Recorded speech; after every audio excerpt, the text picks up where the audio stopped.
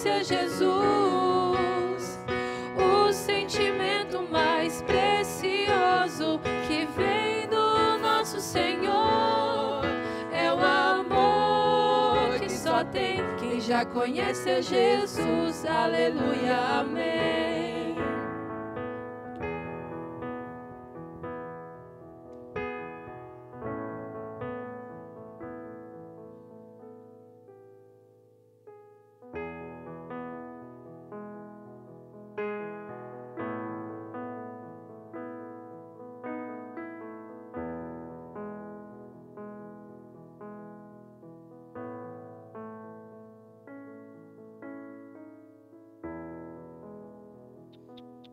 Som.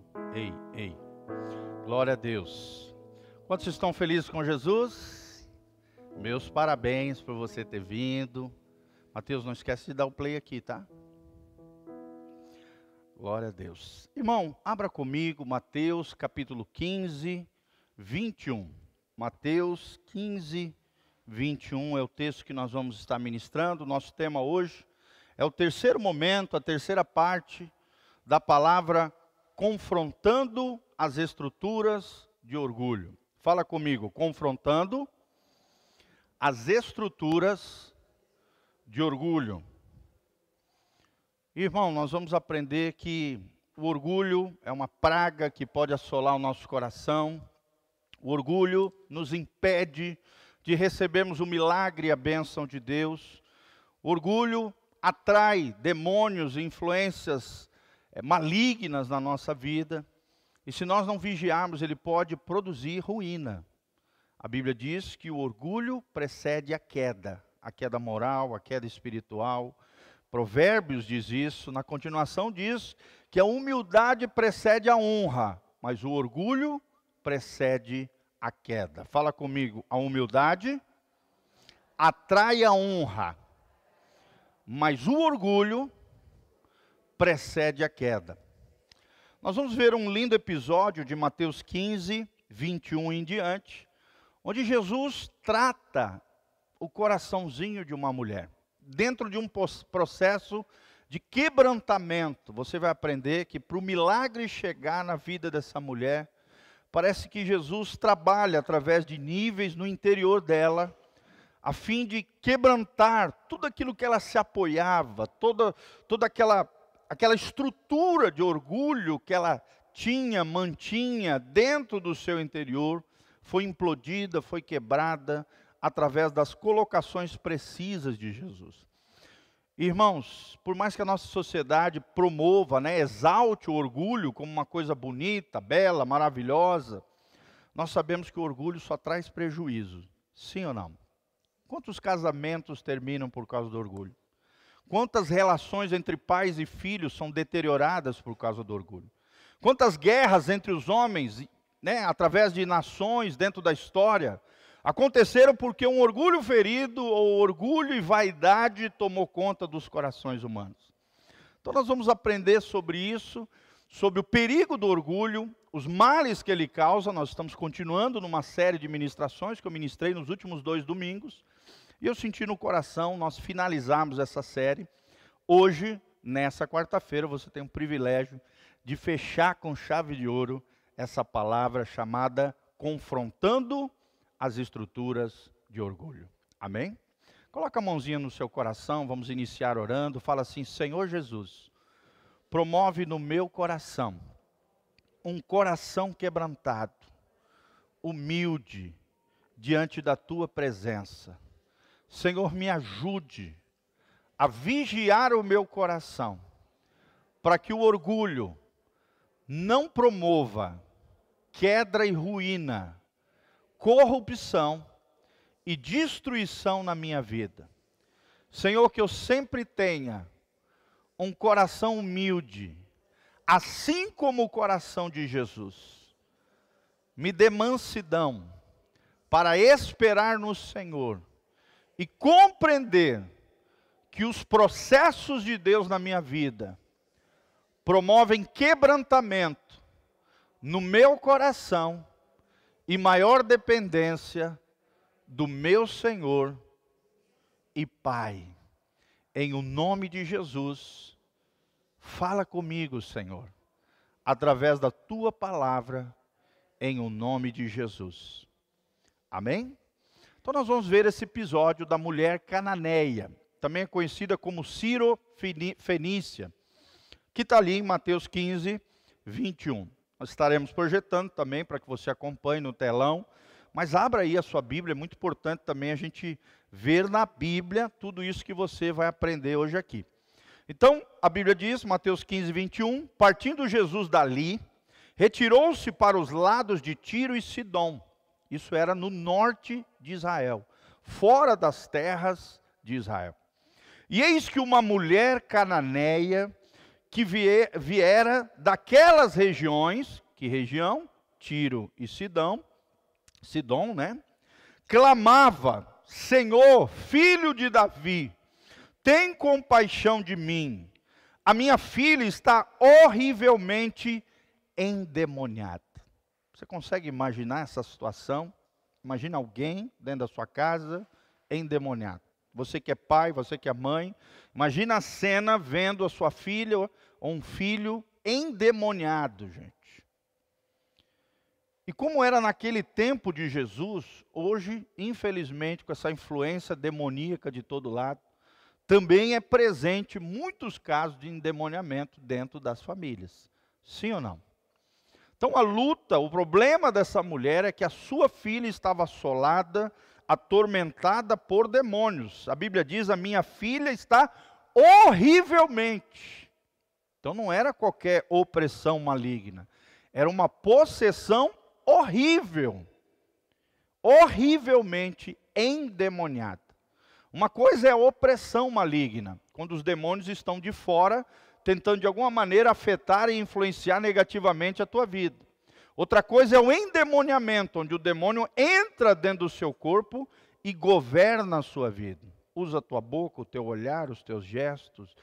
Usa o teu corpo como se fosse um veículo dele. Era o que estava acontecendo na vida dessa moça. 23. Ele, Jesus, porém, não lhe respondeu palavra. Imagina essa cena. Jesus não falou nada.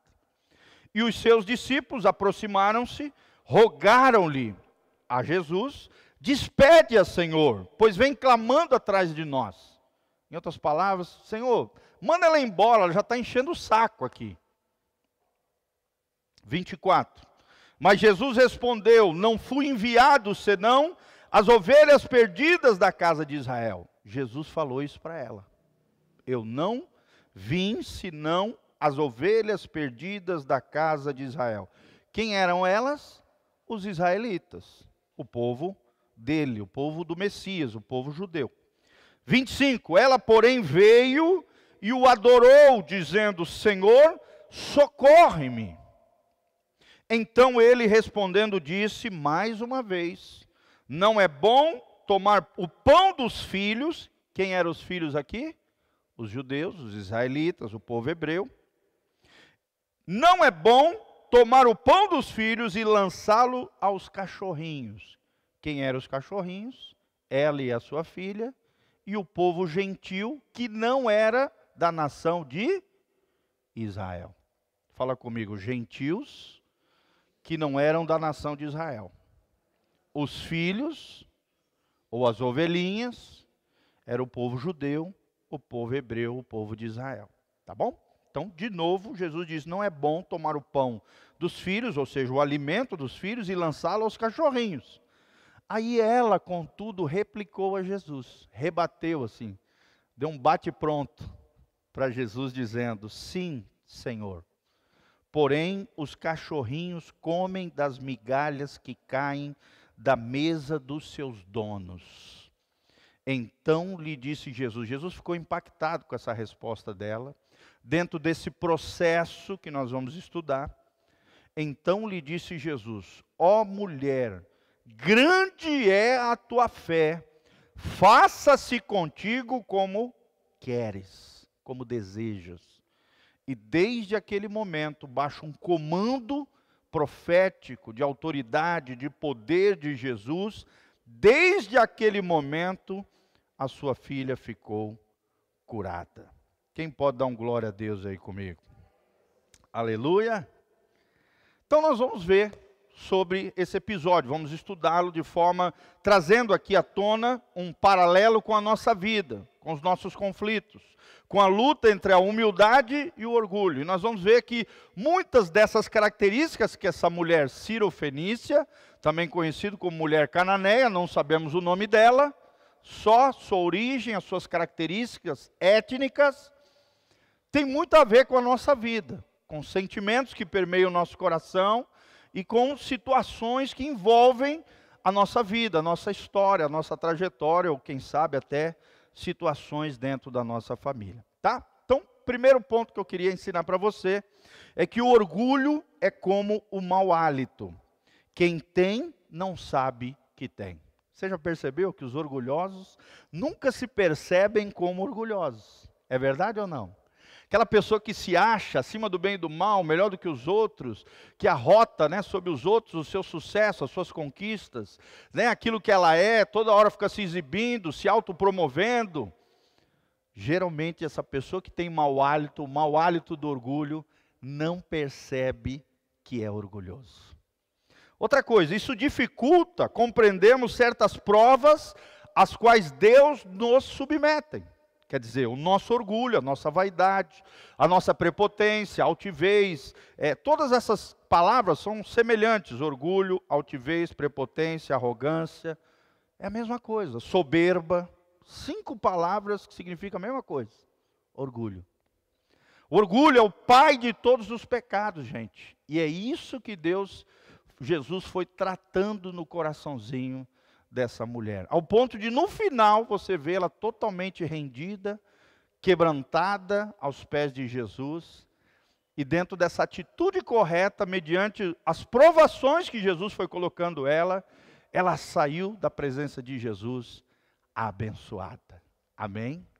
Quem aqui quer passar pelos processos de Deus e sair com o seu milagre, a sua bênção sobre a sua vida? Fala, levanta as mãos para o alto comigo e fala: Senhor, eu quero passar pelos teus processos de quebrantamento, mas sair abençoado, em nome de Jesus. Então, o orgulho humano é isso, gente, é um depósito de feridas, que muitas vezes nós vamos carregando ao longo da nossa vida, pelas quais às vezes demônios se tornam o senhor de muitas situações de desgraça. Não sabemos aqui se era um erro da menina aqui, talvez uma jovem, uma adolescente, falhando, errando, não sei. A Bíblia não relata qual era o pecado dela, mas o mal estava assolando essa família. Talvez a idolatria, né, o paganismo ali, uma série de práticas horrendas que era muito comum naquela época, os povos que não eram de Israel. Nós vemos que o orgulho e essas feridas todas que envolviam essa família faziam que ficasse ali instalado um estado de desgraça. O que é a desgraça? É a não graça, o não favor ou a não bênção de Deus na vida de uma pessoa. Sim ou não, gente? Parecia uma espécie de maldição ali na família, de desgraça, de coisa grave, gente. Horrivelmente endemoniado, é o que a Bíblia Sagrada diz. E com muitas pessoas é assim. Muitas perdem a batalha por se deixarem levar pelo orgulho e alimentarem as feridas mal resolvidas dentro do seu coração. Fala comigo, orgulho e feridas mal resolvidas. Será que o teu coração está totalmente resolvido? Ou existem feridas e orgulhos lá dentro que ainda não foram tratados pelo Senhor? A Bíblia diz, e ela disse: minha filha está horrivelmente endemoniada. Isso pode também significar que áreas da nossa vida possam estar também aprisionadas. Às vezes a gente não tem um caso de endemoniamento literal lá dentro da nossa casa. Mas existem áreas, estados crônicos de derrota e destruição dentro dos nossos lares, dentro da nossa família. Sim ou não, gente? Sim, às vezes o Satanás não consegue atacar a gente. Então ele procura um membro da nossa família vulnerável para nos atacar indiretamente. Sim ou não? Às vezes um marido, às vezes um filho. Às vezes você mesmo é usado pelo inimigo se não vigiar na vida de outra pessoa. Sim, Pedro foi usado pelo diabo para tentar tirar Jesus do foco da cruz, qualquer pessoa que não vigia pode ser usada pelo inimigo. Sim ou não? Os outros na nossa vida, mas também você na vida dos outros. Sim, pode acontecer. Então, quadros de derrota, quadros de destruição, pessoas aprisionadas, talvez um relacionamento conjugal conturbado, talvez uma vida financeira com infiltrações malignas, talvez um temperamento que você não controla, um descontrole total emocional, psíquico, emocional, uma pessoa irada, né? Colérica, explosiva, sem domínio próprio, sem controle, desequilibrada. Talvez uma vida sentimental amarrada, confusa, não consegue romper na vida sentimental. São áreas de prisão, áreas de derrota, áreas de destruição, que muitas vezes embaraçam e atrapalham a vida das pessoas. Sim ou não, gente? Vocês entenderam? Às vezes não é um endemoniamento literal, mas áreas onde o inimigo tem acesso na nossa vida, ele vai deitando e rolando. E muitas vezes nós nos acovardamos e não confrontamos ele a partir dos nossos corações. Então são sintomas evidentes que denunciam realidades que precisam ser mudadas. Quem quer modificar aqui a sua vida, a sua sorte, a sua história, fala: Senhor, eu quero ter a minha vida transformada pelo teu poder. Amém, queridos? É luta, né? Quem tem filho adolescente aqui sabe, eu também tenho. É uma fase complicada, difícil, o mundo ali, de todos os lados, querendo tragar os nossos filhos, mas a gente tem que se posicionar, a gente tem que orar, continuar ensinando princípios, valores do reino de Deus, nos posicionando em oração, repreendendo toda e qualquer interferência do inimigo. Não podemos recuar, gente, nós temos que avançar no mundo espiritual. Sim ou não? Sim. Ontem mesmo estava compartilhando com um pastor, e ele relatando de outros pastores que estão passando por lutas terríveis.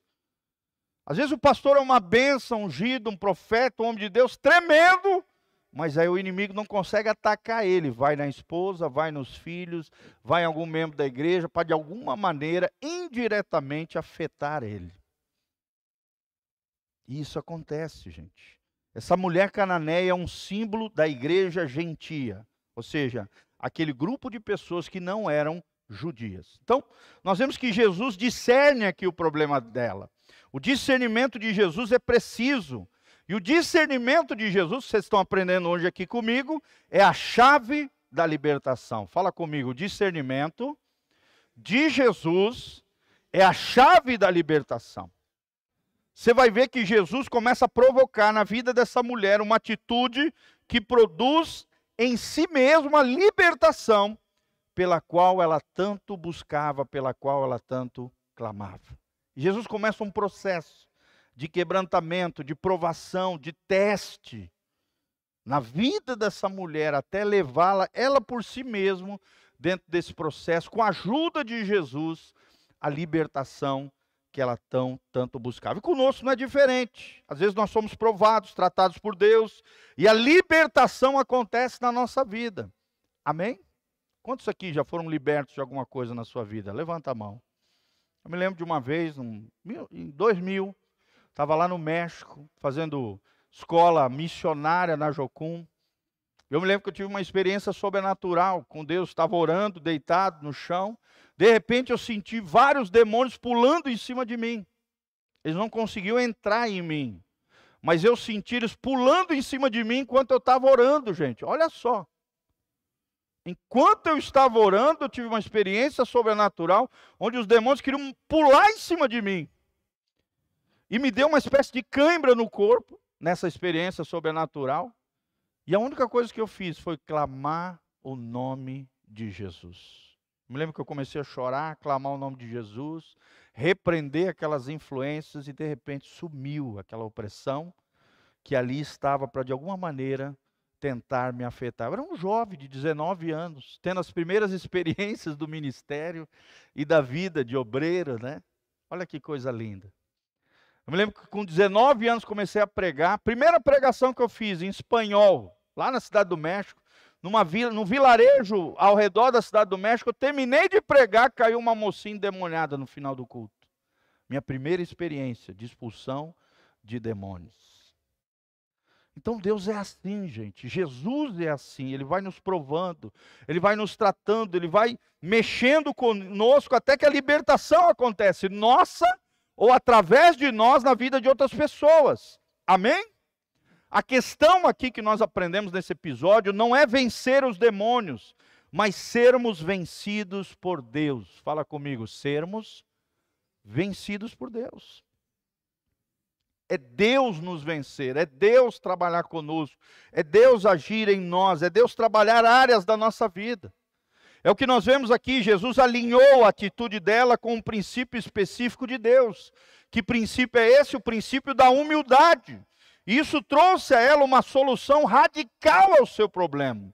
Jesus passou um raio-x nela, um diagnóstico, e percebeu aonde estavam as estruturas de orgulho dentro dela que precisavam ser implodidas, destruídas. Eram as bases legais que o inimigo tinha dentro do coração da mãe e na família, para de alguma maneira agir na vida da filha.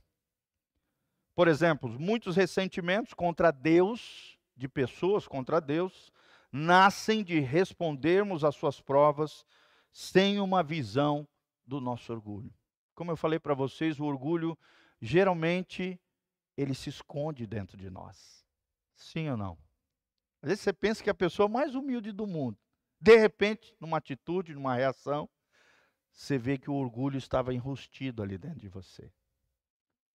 As nossas provas, irmãos, virão até que a invisibilidade do nosso orgulho seja removida e a humilhação tome lugar no nosso coração.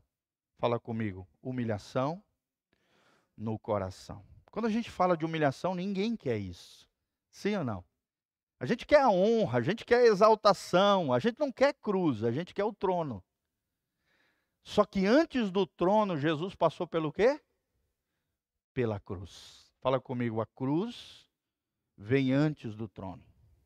A Via Cruz, eu tive o privilégio lá em Israel passar pela Via Sacra, né? A Via Cruz, provavelmente as ruas por onde Jesus carregou o madeiro naquele lugar. Pensa num lugar legal, bonito, assim, umas ruazinhas, umas vilelas assim, dentro da Jerusalém Oriental. E naquelas ruas Jesus passou com um madeiro, uma cruz, para morrer na cruz no nosso lugar. Tudo aquilo que Jesus passou, nós também vamos passar. Faz parte da identificação com Ele. Amém? Talvez você esteja passando por esse processo de humilhação, de quebrantamento, um processo de Deus, onde Deus está tratando áreas da sua vida. Jesus leva esta mulher cirofenícia a uma resposta humilde, que promoveu a cura familiar e pessoal dela. Jesus mencionou lá em Marcos 9:29 que alguns demônios, algumas castas malignas, ele chama, só saem mediante oração e jejum. Às vezes, para você ser liberto de alguma coisa que te aprisiona, de alguma coisa que está afetando, de alguma área, né, de maldição ou de desgraça na sua vida, você vai ter que intensificar a sua oração e às vezes até fazer jejum, gente. Porque existem demônios que só saem mediante oração e jejum. Fala comigo, existem demônios que só saem com oração e jejum. Sabe quem os demônios temem? Quem ora e quem jejua. E o diabo sabe. Eu me lembro que uma vez eu estava com um amigo meu, um obreiro, e aí esse obreiro tinha prometido para Deus que ele ia jejuar. Não se aguentou de fome, foi lá e comeu. Sendo que ele tinha prometido para Deus que ia jejuar. De repente, num determinado bairro da cidade, caiu uma pessoa endemoniada. E nós fomos lá, eu e ele. Eu não sabia que ele tinha feito esse voto. Tinha dito para Deus que ia jejuar, não aguentou e comeu. Quando nós entramos na casa da pessoa e a mocinha que estava endemoniada, o demônio gritou lá de fora. E aí, comilão?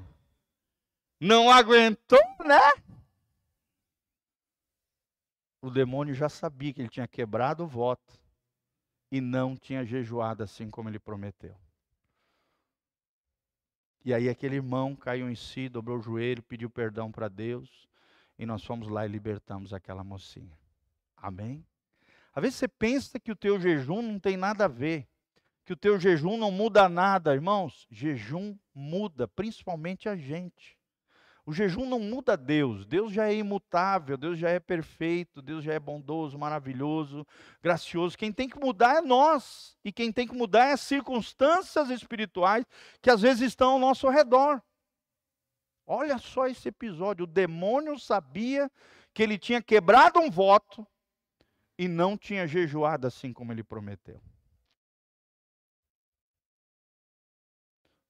O mundo espiritual sabe das coisas que acontecem na nossa vida. Os demônios se comunicam entre si. Ele sabe cada detalhe da nossa vida, gente. Ele sabe, ele se comunica. Eles têm um sistema de informação absurdo. Por isso nós temos que viver uma vida consagrada, santificada, em dia com Deus. Fala comigo, uma vida consagrada e em dia com Deus. Amém? Então, só tem demônios que só saem com jejum e oração. Percebemos com ela aqui, a mulher cirofenícia, que essa entidade demoníaca só seria vencida através da difícil rota da humildade. Fala comigo, rota da humildade. Faz assim com a mãozinha, rota da humildade. Ela começa aqui em cima e termina lá embaixo, na humildade. Aqui em cima está o orgulho. A rota da humildade termina lá embaixo. Algumas vezes é só expulsar os demônios. Outras vezes é necessário uma libertação mais profunda e definitiva, como foi aqui no caso desta mulher. Quem está aprendendo aí, dá um glória a Deus.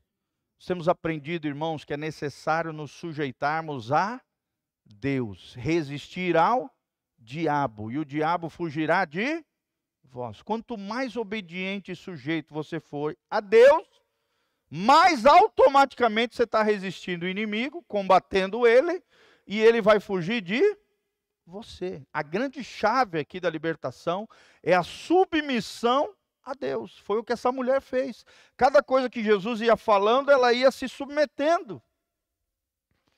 E não desanimando, virando as costas, metendo a boca em Jesus, saindo fora da... Não, enquanto ela não recebeu o milagre e passou pela rota da humildade, ela não desistiu do seu milagre, da sua bênção. Amém? Será que você não vai desistir da tua bênção? Como é que você tem reagido diante de situações humilhantes na sua vida? Será que você está compreendendo que às vezes Deus nos faz passar? Irmãos, eu já passei por cada processo de quebrantamento que vocês não imaginam. Para chegar onde eu estou hoje e para pregar para vocês com a autoridade que eu tenho, eu passei por muitos processos de quebrantamento de Deus. E é claro que até hoje eu continuo vigiando meu coração para não cair em tentações e nem em orgulho e nem nessas coisas. É a vida toda vigiando e cuidando com o coração. Amém? O que a Bíblia diz? Sobre tudo que se deve guardar, guarda o teu coração. Vigia o teu coração. Seja vigilante, o nosso coração é enganoso e perverso. Mas também é fonte de toda a vida, diz Jesus. Por isso precisamos guardar, proteger, vigiar o nosso coração. Será que o que Deus está querendo nos falar através dessas situações que a gente está vivendo? Irmão, que situações você tem vivido? Será que Deus não está querendo falar contigo? O que fazer quando Deus começa a agir de maneira terrivelmente estranha conosco? Foi o que Jesus fez, uma coisa esquisita, uma coisa estranha. Mas essa mulher passou pelos processos de Deus. Fala comigo, eu vou passar pelos processos de Deus.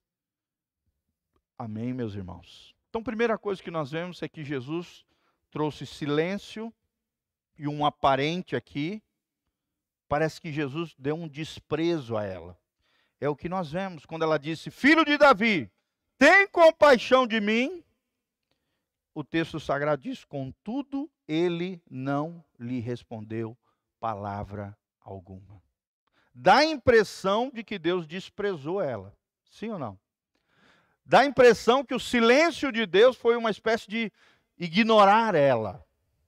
Mas nós estamos aprendendo que não foi isso. Foi um processo de quebrantamento que essa mulher viveu com Jesus. Jesus não respondeu palavra alguma para ela num primeiro momento. Parece até que ele estava desprezando ela num momento de angústia e de perplexidade que ela estava vivendo. Sim, irmãos, às vezes Deus parece que se cala. Quem já passou pelo silêncio de Deus aí? Levanta a mão. Sim, às vezes a gente ora e parece que Deus se cala, parece que Deus não responde. O silêncio de Deus confronta o nosso desespero. Você ora, faz campanha, chora e às vezes parece que nada. Os nossos sentimentos se afloram, se tornam vulneráveis. O espírito de orgulho que às vezes está ali sorrateiro, habita dentro do nosso coração, diz para nós, o diabo, os demônios sopram no nosso ouvido, ele não ama você. Ele não se importa com você. Deus se esqueceu de você. É o que o diabo fala. Sim ou não, irmãos?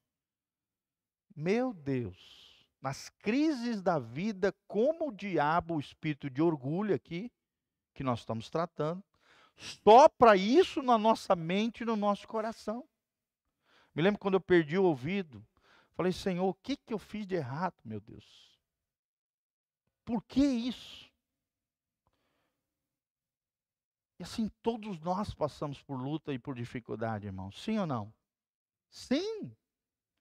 De diferentes maneiras, de diferentes níveis, cada um dentro de um processo de Deus na nossa vida, mas às vezes parece que o silêncio de Deus confronta o nosso desespero. Parece que Deus se cala, assim como aconteceu com esta mulher. O pior é que isso parece fazer sentido. Não acreditar numa mentira como essa é só para pessoas humildes e perseverantes. E é o que nós vemos no caso dessa mulher. Ela perseverou mesmo diante do silêncio de Deus. Quantas e quantas pessoas abandonam as igrejas, abandonam as coisas de Deus quando Deus se cala. E não compreendem que às vezes o silêncio de Deus faz parte de um processo de Deus de gerar quebrantamento, humildade e perseverança no nosso coração. Amém, queridos? Como é que você tem lidado com o silêncio de Deus? Os discípulos tentaram amenizar a situação para ela, dizendo, despede-a, que já vem gritando atrás de nós. Em outras palavras, para o dia de hoje seria, Senhor, manda ela embora, está enchendo o saco já. Olha o que essa mulher teve que passar. O segundo momento, parece aqui, dá a impressão para quem está lendo, que Jesus discriminou ela. Quando Jesus respondeu para ela e disse assim, não fui enviado senão as ovelhas perdidas da casa de Israel. Dá a impressão, mas não é o caso aqui. Tá? Dá a impressão, talvez ela até se sentiu ali no momento discriminada. Jesus impetra ali outro golpe fortíssimo contra a insistência daquela mulher, testando o coraçãozinho dela. Ele fala contra a nacionalidade dela. Os judeus consideravam os gentios seres inferiores, e até hoje consideram assim, tá, gente? Até hoje, os judeus consideram os povos e as etnias que não são judaicas inferiores a eles. Sim ou não? Sim. Foi confrontada ali uma espécie de orgulho nacionalista, mas talvez poderia ser um orgulho familiar, um orgulho denominacional da sua igreja, um orgulho, do seu currículo, orgulho da sua, daquilo que você conquistou, das suas riquezas, das suas posses, da sua posição social. Aqui simboliza qualquer tipo de orgulho. E essa é uma das maiores brechas no corpo de Cristo. Muitos demônios têm se infiltrado com perturbações, invejas, inimizades, conflitos. Tudo isso é causado pelo quê, gente? Pelo orgulho. Fala comigo, inimizade, perturbações, invejas, ciúmes, conflitos. Qual é o pai de todos esses pecados? O orgulho. Como diz o bom paranaense, orgulho. Orgulho. Eu estava ouvindo um pregador paulista, né? Ele tem o R puxado igual a gente. Carne. Então, irmãos, nós vemos que uma casa dividida, uma igreja dividida, uma família dividida, muitas vezes será devastada por causa dessas mazelas. O orgulho precede a divisão, que compromete a autoridade e traz destruição. Seja na igreja, seja na casa, seja na empresa, seja onde for. O orgulho causa divisão e compromete a autoridade de Deus no ambiente, com uma pessoa, traz destruição para os rebeldes e para os envolvidos. Jonas, por exemplo, não podia suportar o fato de Deus abençoar os ninivitas, os filhos da cidade de Nínive ali. Ficou chateado com Deus. Por quê? Porque ele tinha um orgulho nacionalista. Ele não queria que os ninivitas fossem poupados por Deus. Ele não queria ir para Nínive. Ele fugiu para Tarsis. Sim ou não, gente? Sim. Foi para longe. Foi o contrário do que Deus queria. A nacionalidade dessa mulher sírio-fenícia tinha fortes ligações com estruturas de orgulho. Ela era grega, ela era da elite cultural, ela era culta, rica, provavelmente, segundo a sua origem, mas ela tinha um problema crônico aqui. Sim ou não, gente? Sua filha estava horrivelmente endemoniada. Tem vezes que a gente percebe que tudo aquilo que a gente conquistou, tudo aquilo que a gente tem, todo o nosso currículo, todo o nosso conhecimento, todas as coisas, o sobrenome, a nacionalidade, a nossa origem étnica, diante de um problema espiritual não vale de nada. Sim ou não? Sim. É o que essa mulher estava passando. Os romanos, por exemplo, dominavam o mundo pela força. Os gregos conquistaram filosoficamente o mundo. A cidadania grega era sinônimo de orgulho, de intelectualidade cultural, espiritual. A Grécia, até hoje, é o berço da civilização. Sim ou não? Sim. Até hoje, a base do mundo ocidental é a filosofia grega e a filosofia romana. E até a romana, a base dela era a filosofia grega. E essa mulher provavelmente era cheia de tudo isso. A Grécia até hoje tem isso. Todo o conceito de superioridade, a moda, padrão de beleza, foram ditados pelos gregos. Sim ou não, gente? Aqueles prédios antigos, né? Se você for na Europa, nos Estados Unidos, qualquer lugar, você vê aqueles prédios bonitos, aquelas colunas são colunas gregas. Aquelas imagens estéticas, né? Lindíssimas, arquitetura, né? Clássica, é grega. E nesse ponto se alojava provavelmente a raiz do orgulho dela, e de superioridade que atraiu miséria e infiltração maligna. Fala comigo, miséria e infiltração maligna. Jesus vai caminhando com ela, através do discernimento, revelando o seu coração, testando o seu coração, na base da humildade e através da perseverança. A idolatria, a reputação foi detonada por Jesus na vida dessa mulher. O complexo de superioridade que os gregos tinham foi implodido por Jesus e um novo coração surgiu no coraçãozinho dela. Sim ou não? Quem quer um novo coração com Jesus aí? Dá um glória a Deus. Coloca a mãozinha no seu coração, fala: Senhor, eu quero um novo coração. Um coração humilde, um coração quebrantado. E é o que nós vemos, ela adorou o Messias. Quem adora, quem se ajoelha, quem se prostra, é porque já está sendo processado, tratado, quebrantado diante do Senhor. Ela adorou o Messias dizendo: Senhor, me socorre. Ela venceu as estruturas gregas de orgulho e humilhou-se diante daquele que tinha a resposta para a sua vida, diante do Messias de Israel. Amém? Quando é que foi a última vez que tu dobrou o joelho diante do Senhor, que você orou de joelho dobrado? Irmãos, toda terça e quinta nós estamos aqui orando por vocês, orando pela igreja, orando pela sua vida. E eu faço questão de, toda vez que eu estou aqui orando, dobrar o joelho aqui diante do altar. Eu creio nisso. Dobrar o joelho, além de um simbolismo de rendição, de entrega, de reconhecimento da monarquia e da soberania de Deus, é um ato de humildade, de quebrantamento. E é uma coisa que está rara hoje no meio cristão. As pessoas chegam na igreja assim, ó, olhando umas para as outras, criticando, fofocando, falando da voz da ciclana, da fulana. Não aqui, né? Glória a Deus, essa igreja é de crente. Essa igreja não é tóxica. Glória a Deus. Mas a maioria dos antros religiosos são assim. Cheio de legalismo, cheio de crítica, cheio de fofoca, cheio de um falando da vida do outro, todo mundo entrando assim, cheio de diz-que-me isso, cheio de achismo, cheio de gente querendo dar pitaco na igreja, né, no pastor, falando disso, falando daquilo, se achando. Gente, como tem confusão. E toda a base dessas confusões é o orgulho.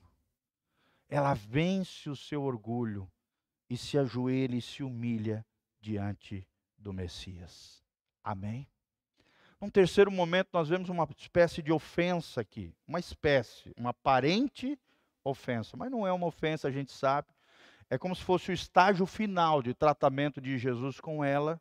Jesus fala a essa mulher de alta estirpe, de alta sociedade, provavelmente ali uma mulher diferenciada na sociedade. Não é bom tomar o pão dos filhos e lançá-lo aos cachorrinhos. O último dinamite que Jesus joga no coraçãozinho dela, para implodir as estruturas de orgulho. O último teste, a última prova, a última provação aqui que Jesus faz para detonar toda aquela construção que talvez havia dentro do coração dela. Ela era descendente de Canaã, filho de Cão, que descobriu a nudez do seu pai Noé. Havia na sua linhagem um legado de desonra aos pais. Na sua linhagem, os cananeus eram conhecidos por desprezar as coisas sagradas. E como tem gente desprezando as coisas de Deus, as coisas sagradas? Sim ou não, gente? Tratando as coisas de Deus de qualquer maneira, como os cananeus. Havia um ditado em Israel naquela época que dizia: não jogueis aos cães e aos porcos as vossas pérolas. Olha só. Após este confronto com o passado familiar e as iniquidades da linhagem, ela se humilha, invocando a libertação divina. Nós vemos que ela superou a prova da rejeição familiar. Nós vemos que essa mulher se humilhou, deixando claro que Jesus era o seu Salvador, o seu dono, o seu Senhor, o filho de Davi. Amém? Será que Jesus é o nosso Senhor? Será que Jesus é o nosso Salvador? Será que estamos de joelhos prostrados diante dEle? Será que nos humilhamos diante dEle? Será que o adoramos de coração? Ou será que abrigamos um ego inflado, um ego absoluto, um eu inchado dentro de nós, que impede aquilo que Deus quer fazer na nossa vida, gente? Será que temos compreendido os processos de Deus? É o que nós vemos aqui. Jesus, através do discernimento, lança uma bomba no inferno. Palavras insuportáveis para os demônios que afligiam a sua família. Eles bateram em retirada quando ela se submeteu a Jesus, a Cristo, a Deus. Resistiu o diabo que estava na sua filha. A palavra de Deus de Tiago 4:6 aconteceu com ela. O diabo fugirá de vós. Fala comigo. Sujeitai-vos a Deus, resisti ao diabo, e o diabo fugirá de vós. Jesus levou ela até o ponto da libertação absoluta. E o poder de Deus fluiu com autoridade, pois a fé foi dimensionada pela humildade. Fala comigo, a fé foi dimensionado, foi potencializado pela humildade gerada no coração dela. Quem é que gerou isso? Jesus, através do caminho e da rota da humildade. Fala comigo, a rota da humildade é a chave para a minha libertação e para o meu milagre. Glória a Deus. Quem recebe essa palavra sobre a sua vida, querido? E para terminar, o quarto momento que nós vemos nesse texto é a exaltação de Jesus a essa mulher. Olha que coisa tremenda. Primeiro momento, nós vemos o silêncio e um aparente desprezo. Parece que Jesus estava desprezando ela. Num segundo momento, nós vemos uma espécie de discriminação, só que a gente sabe que não é discriminação, porque Deus não faz acepção de pessoas. Jesus estava testando o coração dela. No terceiro momento, nós vemos uma espécie de ofensa, só que não era uma ofensa. Era Jesus ampliando o quebrantamento nela e testando se ela era capaz de perseverar mais um pouco, a ofensa. Mas no quarto momento aqui nós vemos a exaltação de Jesus. Amém? Na rota da humildade, no caminho pela cruz, na via cruz, uma hora nós vamos chegar no trono, na glória, na exaltação e na honra que Deus quer fazer na sua vida. Quem recebe isso, dá um glória a Deus. Olha só o que Jesus disse: ó mulher, grande é a tua fé, seja feito como queres, e desde aquela hora a sua filha foi curada. Amém? Que coisa tremenda isso, que Deus cure as nossas casas, as nossas famílias, os nossos filhos, os nossos sonhos, os nossos projetos. Aquilo que Deus tem colocado no nosso coração, irmãos, é através da humilhação, é através de uma prova de fogo, onde todas as cadeias demoníacas foram rompidas, toda a maldição se foi. Mas a grande pergunta é essa: o que nós vamos fazer com o nosso orgulho? Quando Deus resistir ao nosso orgulho, o que nós vamos fazer? O que parece ser uma injustiça de Deus está sempre em contraste com a nossa própria justiça. Quando cogitamos que Deus está sendo muito duro conosco, na verdade é nós que estamos sendo muito duros com eles. Amém? Nós vemos aqui uma poderosa ligação entre a humilhação e a oração respondida. A oração dessa mulher foi respondida, gente? Jesus, filho de Davi, tem piedade de mim. Fala comigo, humilhação e oração respondida.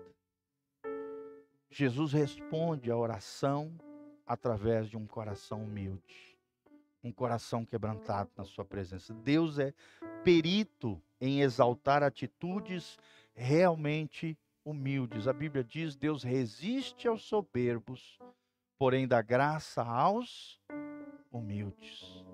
Às vezes Deus permite uma doença, Deus permite situações crônicas na nossa vida, uma situação na família, nas finanças, tudo isso para tratar o nosso coração, para nos passar por esse processo de cruz, de morte.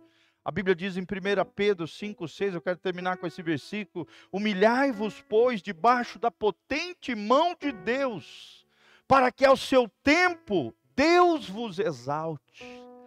Essa mulher viveu isso, experimentou a exaltação do Senhor, ela suportou a prova, ela não se ressentiu com Jesus, ela tinha consciência da própria miséria, ela se colocou na brecha por sua filha, ela construiu uma ponte entre a sua filha e o Messias, se humilhou, e por isso ela foi exaltada por Jesus. Para cada prova de Deus existe uma palavra profética para a sua e para a minha vida, que precisa ser discernida, liberada, desativando maldições e infiltrações malignas. Avivamento é isso, é humilhação, é confissão, é arrependimento, é oração. Amém? Quantos aqui nessa noite querem passar pela rota da humildade? Coloque-se de pé na presença do Senhor. Queria te chamar aqui na frente, para nós orarmos aqui. Venha todo mundo aqui para frente, nós estamos num grupo pequeno aqui, dá para vir todo mundo. Glória a Deus. Vem aqui para frente. Queria que você fechasse seus olhos, colocasse a mão no seu coração. Com certeza Deus falou contigo através da palavra, meu irmão, minha irmã. E Deus tem coisas maravilhosas para a tua vida, irmão. Mas nós temos que passar pela via cruz. Nós temos que passar pela rota da humildade, para que a libertação, a cura, o milagre, a bênção de Deus venha até a nossa história. Deus resiste aos soberbos, porém dá graça aos humildes.